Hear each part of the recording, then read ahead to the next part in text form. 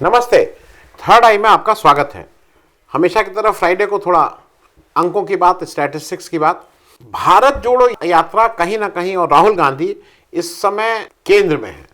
चाहे कोई उनको सद्दाम हुसैन बता रहा है, तो कोई उनको गाली दे रहा है, कोई उनकी तारीफ कर रहा है, तो कोई कह रहा है बहुत अच्छा काम कर रहे हैं, कोई कह रहा है बहुत खराब काम कर रहे हैं, कोई कह रहा है वो भारत जोड़ रहे हैं, कोई कह रहा है भारत तोड़ रहे हैं। लेकिन कहीं कुछ भी, ये यात्रा और राहुल गांधी, ये दो इस समय देश की राजनीति के केंद्र बिंदु हो गए हैं। वो बीजेपी उसको गाली दे रही है, डिस्क्रेडिट कर रही है कि किसी काम लायक नहीं है। बिल्कुल नहीं, हो सकता है ना काम लायक हो सकता है इसका उल्टा प्रभाव पड़े, हो सकता है भारत यात्रा करने से, जैसा बीजेपी को लगता है कि कांग्रेस के वोट और खराब हो जाएंगे, हो सकता है उनके बाकी एमएलए भी भाग जाएं, ये सब चीजें ठीक है।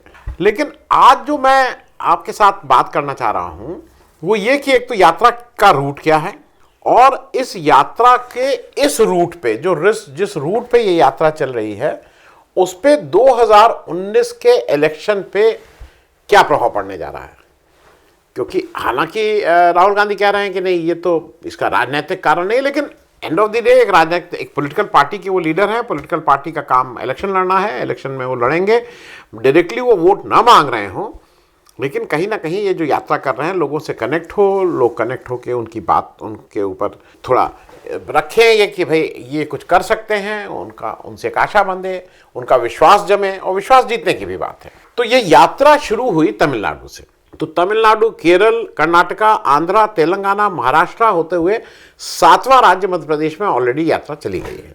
अभी जो बाकी हैं वो राजस्थान, हरियाणा, यूपी, दिल्ली, पंजाब और जम्मू कश्मीर है।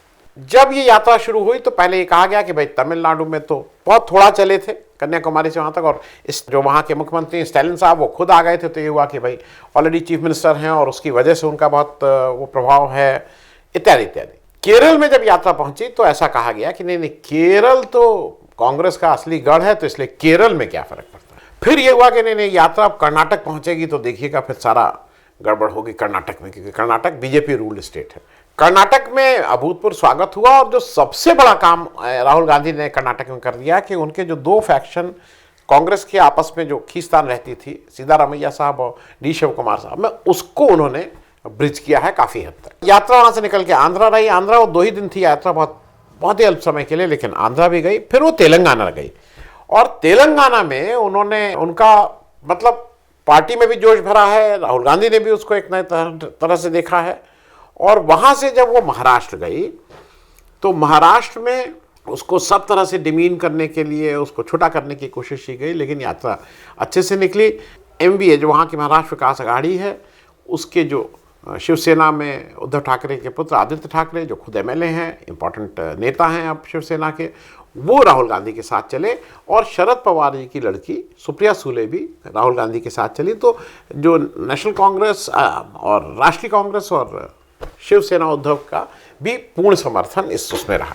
अब ये हुआ, अच्छा यहाँ पे भी था कि ये देखिए, ये तो बीजेपी यहाँ रूल कर रही है, यहाँ पे भी बहुत कुछ मिलेगा नहीं, होगा नहीं, लेकिन स्वागत बहुत हुआ। यात्रा पहुंची मध्य प्रदेश। मध्य प्रदेश ऐसी जगह जहाँ पे इस समय इनिशियली कांग्रेस की सरकार बनी थी, फिर उसको तोड़ के बीजेपी की सरकार बन गई, अब बीजेपी की सरकार रूल कर रही है। वहाँ बहुत छोटे छोटे फैक्शन हैं मध्य प्रदेश में। उसका एक फैक्शन ज्योतिरादित्य छोड़ के जा चुके हैं बीजेपी में, लेकिन यहाँ पे कमलनाथ जी हैं, दिग्विजय सिंह जी हैं, बहुत से फैक्शन हैं छोटे छोटे। लेकिन जो अभी 2-3 दिन में देखा जा रहा है कि इतना अभूतपूर्व स्वागत, और राहुल गांधी ने अपनी स्पीच में भी कहा कि उनको भी उम्मीद नहीं थी कि इस तरह का सब भयंकर रिस्पॉन्स है मध्य प्रदेश में। अब देखना यह है कि ये वो, क्योंकि अब राजस्थान जाएगी, जो एक ही स्टेट जहाँ पे उनकी अपनी सरकार है, वहाँ जाएगी। और मैं जैसा देख रहा हूं, उनको इस पूरी यात्रा में अगर कोई मुझसे कहे तो इस समय एज ऑन डेट उनके लिए सबसे मुश्किल डगर अपने ही अपने राज्य में जहां उनकी सरकारें होने वाली है। क्योंकि उसका जो मैं कारण देख पा रहा हूं, मैं एक मिनट में उसको आपके साथ शेयर कर लूं। वहां जो सचिन पायलट और अशोक गहलोत की जो खींचतान है वो खत्म होती हुई नहीं दिखाई दे रही है। वहां पे साफ साफ प्रियंका गांधी दिखाई दे रही हैं कि वो सचिन पायलट को प्रमोट कर रही हैं, क्योंकि जैसे वो कल पहुंची रॉबर्ट वाड्रा साहब के साथ, वो सचिन पायलट भी उनके साथ साथ पहुंच गए। और वो खुले मतलब वो साफ साफ है, ऑब्वियस है कि वो थोड़ा सचिन पायलट को प्रमोट कर रही हैं। उधर अशोक गहलोत ने भी, जो इस समय कैंप किए हुए हैं गुजरात में, और गुजरात इलेक्शन में मेहनत से काम कर रहे हैं, उन्होंने भी पहली बार अपनी चुप्पी तोड़ी, साफ साफ सचिन पायलट का नाम लेके कि उन्होंने कैसे काम किया और इसलिए वो कैसे चीफ मिनिस्टर बन सकते हैं, ये सब। तो मुझे ऐसा लगता है कि जो कांग्रेस के सारे 13 राज्यों में जो चैलेंज होगा वो सबसे बड़ा चैलेंज इनका शायद राजस्थान में हो। अब राहुल गांधी कोई ऐसा करिश्मा कर सकते हैं कि जो अशोक गहलोत और सचिन पायलट के जो बीच की दूरी है वो उसको कवर कर लें, तो ये तो बिल्कुल एक अपने में अनहोनी सी बात होगी, तो जादू जैसा काम हो जाएगा। मैं एक आपके साथ शेयर कर रहा हूं एक टेबल ए। मैंने इसमें उन 13 जगहों से जिस से यात्रा गुजर रही है उसमें टोटल सीट कितनी है, स्टेट वाइज वो आपको बताया है। उस स्टेट में बीजेपी को एज ऑन डेट कितनी सीट किस स्टेट में मिली है वो उस टेबल में दिखाया है। और उस स्टेट में 2019 इलेक्शन, ये 2019 इलेक्शन के हिसाब से सारी बातें हो रही हैं, 2019 इलेक्शन में कांग्रेस को कितनी सीट मिली थी वो दिखाया है। तो कुल सीट इन 13 राज्यों में 347 है, 347। इसमें से कांग्रेस जो के पास मात्र 38 सीट्स है, बीजेपी के पास 188 सीट्स हैं, 188। और मैं सहयोगी पार्टियों की सीटें नहीं गिनी है कि जहां पे बीजेपी की, जैसे राजस्थान में उनका एक सहयोगी पार्टी को मिला हुआ है, बाकी तो सब जगह उसके अपने ही लोगों हैं।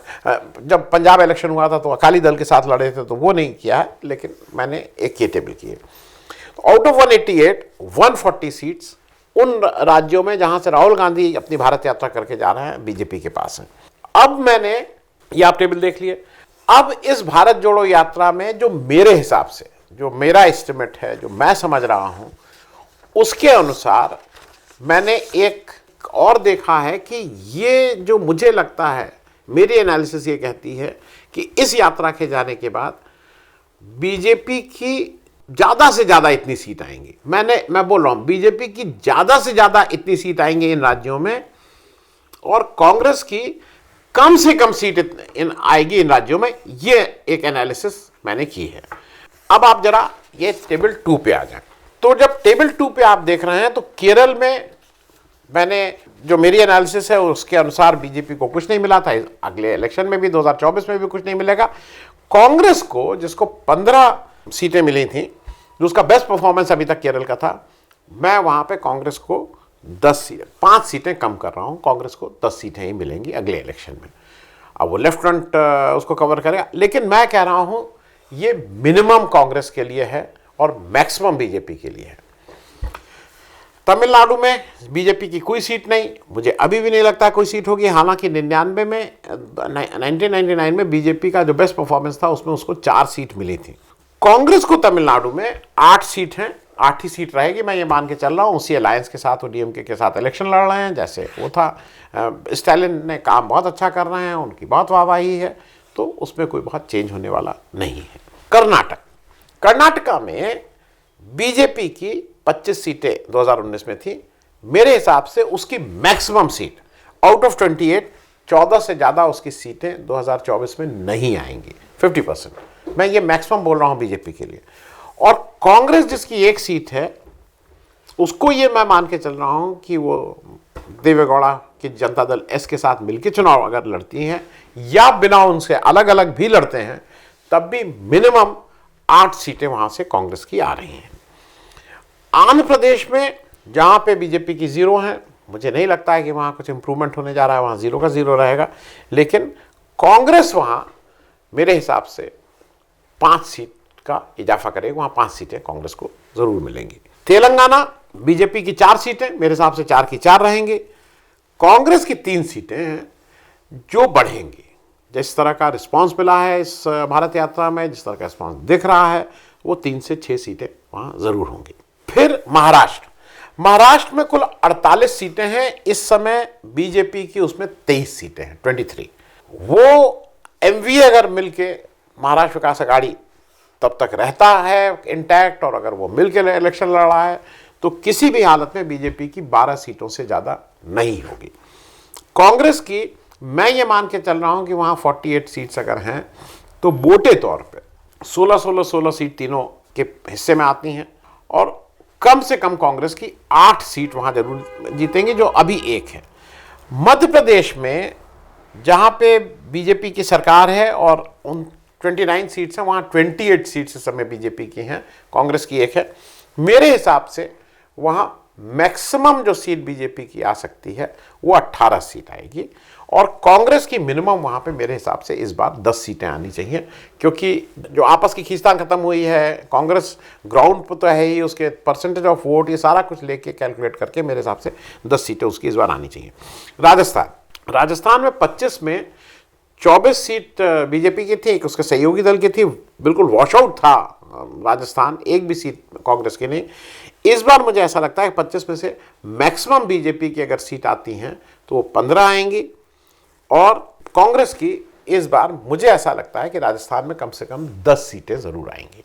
हरियाणा में 10 में 10 हैं, इस बार वो मेरे हिसाब से बीजेपी की मैक्सिमम 6 आएंगी। कांग्रेस की 0 हैं, उसकी सीटें जरूर इंप्रूव होकर कम से कम 3 सीटें होंगी। यूपी में बीजेपी की 62 डायरेक्ट हैं, फिर उसके सहयोगी दल की 2 हैं। मैं ये मान रहा हूं कि बीजेपी की 62 की 62 रहती हैं, वहां कोई चेंज नहीं होने जा रहा है एज ऑन डेट। कांग्रेस की एक सीट है, एक ही रहेगी, उसमें एज ऑन डेट कोई चेंज होने नहीं जा रहा है। दिल्ली में 7 सीटें हैं, मेरे हिसाब से 7 में 7 बीजेपी की इस समय, उसमें से 4 बीजेपी के पास मैक्सिमम आ सकती है, और 3 सीटों में कम से कम 1 सीट तो कांग्रेस को मिलनी चाहिए, बाकी 2 आम आदमी पार्टी को भी मैं मान रहा हूं कि उसको भी कुछ ना कुछ मिलेगा। हालांकि सीन ये भी हो सकता है कि साथ में बीजेपी को 0 मिले और आम आदमी पार्टी को सब मिल जाए, इसकी संभावना से भी इनकार नहीं किया जा सकता है, क्योंकि एमसीडी के इलेक्शन हो चुके होंगे। एमसीडी के कंट्रोल अगर आम आदमी पार्टी के हाथ में आता है तो चीज़ें बहुत चेंज हो सकती हैं। पंजाब में 13 में 2 सीटें बीजेपी जीती थी, अकाली दल से मिलकर चुनाव लड़ा था। अब अकाली दल अब क्या होगा, लेकिन मैं 2 की 2 सीट उसकी मान रहा हूं। कांग्रेस को यहां एक जगह डायरेक्ट नुकसान होते हुए दिखाई दे रहा है, वहां 8 सीटें कांग्रेस जीती थी, अब 4 जीतेगी, क्योंकि आम आदमी पार्टी की सरकार है। जो भी आदमी कहे कि अच्छी नहीं चल रही, जो भी चल रही, लेकिन वहां कुछ ना कुछ डेंट कांग्रेस को जरूर लगे। जम्मू कश्मीर में बीजेपी की 3, वो जो जम्मू रीजन की, वो 3 की 3 रहेंगी, और जम्मू और इनफैक्ट लद्दाख की होती हैं, और कांग्रेस की 0 की 0 हैं। जो मेरा एनालिसिस है उसके अनुसार बीजेपी को 140 सीटें मिलने जा रही हैं, और कांग्रेस को 74 सीटें मिलने जा रही हैं। तो इसका लब्बो-लुआब ये हुआ कि इस पूरे उसमें बीजेपी की सीटें कम हो रही हैं बाई 48। अभी 188 थी, अब 140 का एनालिसिस है, तो 48 सीट इस भारत जोड़ो यात्रा में कम हो रही हैं। तो अगर 48 कम करें 303 में, तो 255 सीट बीजेपी की हो रही है। अगर वो पुराना परफॉर्मेंस रिपीट करती है बाकी सारी जगह इन भारत यात्रा को छोड़ने के बाद, जैसे हिमाचल में 4 में 4, 26 में 26 गुजरात, इस तरह की जो परफॉर्मेंस रिपीट करती है, तब भी वो 255 पे रह जा रही है, उसको मेजॉरिटी का 272 मार्क्स नहीं मिल रहा है। कांग्रेस जिसको अगर 74 है तो उसको 36 सीट भारत जोड़ो यात्रा से कम फायदा हो रहा है, तो 52 और 36 88 सीट्स तो उसकी आ रही हैं। अभी 3 डिजिट में वो नहीं पहुंच रही है भारत जोड़ो यात्रा से। ये बात अब थोड़ा भारत जोड़ो यात्रा से बाहर निकल के, क्योंकि जो बीजेपी क्यों डेस्परेट है और क्यों गुस्से में है और उसको समझ में नहीं आ रहा है, उसका एक बड़ा कारण है झारखंड, बिहार और वेस्ट बंगाल। झारखंड, बिहार और वेस्ट बंगाल मिला के 96 सीट्स हैं, जिसमें बीजेपी के पास as on the date Jharkhand में 11, बिहार में 17 और वेस्ट बंगाल में 18 हैं। बिहार में 17 नहीं, टेक्निकली 39, क्योंकि उसके सहयोगियों के पास 16 जनता दल यू और 6 रामविलास पासवान जी की पार्टी के पास था, लेकिन मैं केवल 16 ही मान रहा हूं।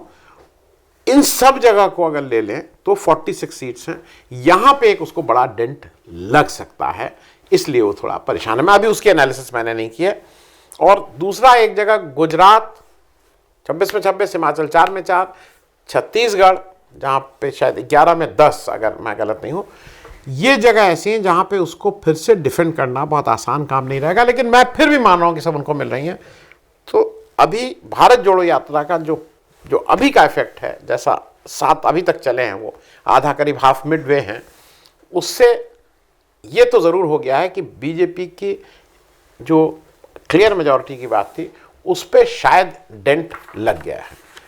इतना अभी केवल स्टैटिस्टिक्स के हिसाब से, ये मेरे एनालिसिस है, आप लोग भी इसको लीजिए। आप अपना फीडबैक भी मुझे भेजिए कि आपके हिसाब से इस टेबल को आप सामने रख लीजिए, अपना एक एनालिसिस भेजिए कि आपके हिसाब से ये, आप कुछ लोगों के एनालिसिस को हम कंपाइल करके एक बार फिर से आपसे इस पर बात चर्चा कर लेंगे किसी दिन। लेकिन अगर आप लोग इसका फीडबैक भेजेंगे तो थोड़ा मुझे भी ये समझने और ये देखने में होगा कि किस रास्ते ये भारत जोड़ो यात्रा का अल्टीमेट क्या होने जा रहा है वोट की दृष्टि से। थैंक यू सो मच, बहुत बहुत शुक्रिया।